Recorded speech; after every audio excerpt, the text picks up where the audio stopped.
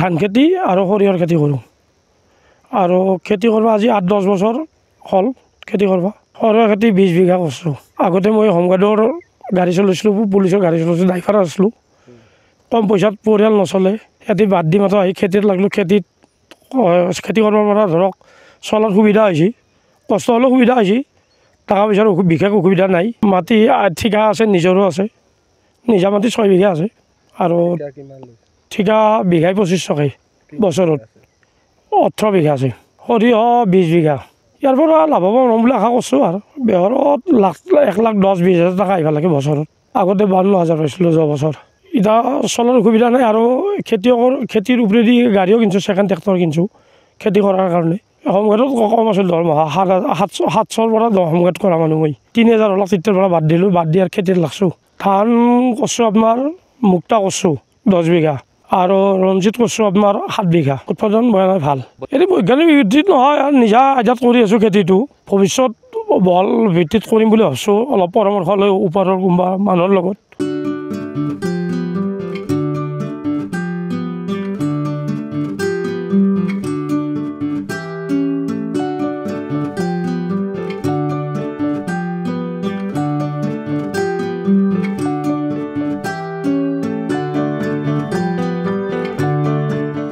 ধান খেতি আৰু সৰিয়হৰ খেতি কৰোঁ আৰু খেতি কৰিব আজি 8-10 বছৰ হ'ল খেতি কৰিব সৰিয়হ খেতি 20 বিঘা কৰিছোঁ আগতে মই হোমগাৰ্ডৰ গাড়ী চলাইছিলোঁ পুলিচৰ গাড়ী চলাইছিলোঁ ড্ৰাইভাৰ আছিলোঁ কম পইচাত পৰিয়াল নচলে খেতি বাদ দি মাত্ৰ আহি খেতিত লাগিলোঁ খেতি কৰিব পৰা ধৰক চলাৰ সুবিধা হৈছে কষ্ট হ'লেও সুবিধা হৈছে টকা পইচাৰ বিশেষ অসুবিধা নাই মাটি ঠিকা আছে নিজৰো আছে নিজা মাটি 6 বিঘা আছে আৰু ঠিকা বিঘাই 2500কৈ বছৰত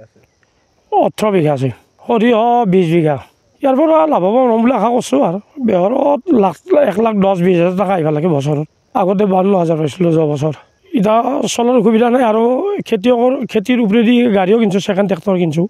খেতি কৰাৰ কাৰণে হোমগাৰ্ডত কম আছিল দৰমহা 700ৰ পৰা হোমগাৰ্ড কৰা মানুহ মই 3,000 অলপ তেতিয়াৰ পৰা বাদ দিলোঁ বাদ দিয়াৰ খেতিত লাগছোঁ ধান কৰিছোঁ আপোনাৰ